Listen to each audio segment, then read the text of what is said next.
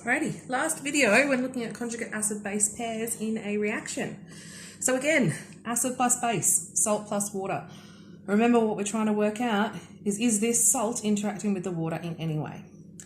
The way that we get to that is by dealing with the parents, looking at the conjugates, and comparing strength.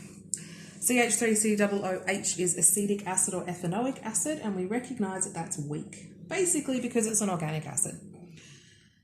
NaOH is strong base. It's a group 1 metal with a hydroxide, so it's going to be strong. Breaking down into our conjugate acid-base pairs. CH3COOH is an acid. To get its conjugate base, we remove one hydrogen. So there's our conjugate base.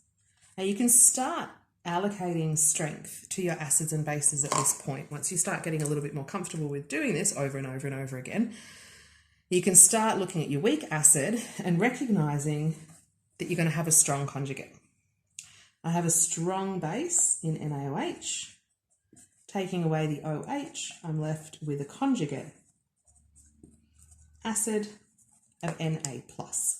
Strong base gives us a weak conjugate acid.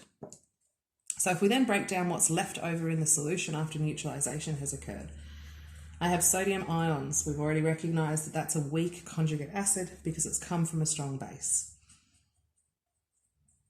I've got acetate ions, which we've already recognised are a strong conjugate base because they've come from a weak acid, and I have water.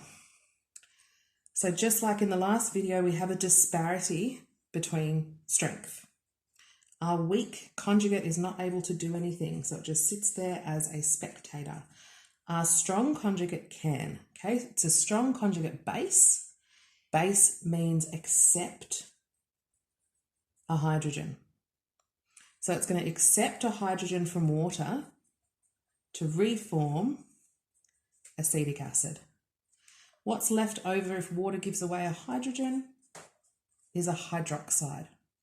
The presence of that hydroxide makes this product a basic salt. So the pH of this resultant solution is going to be greater than 7.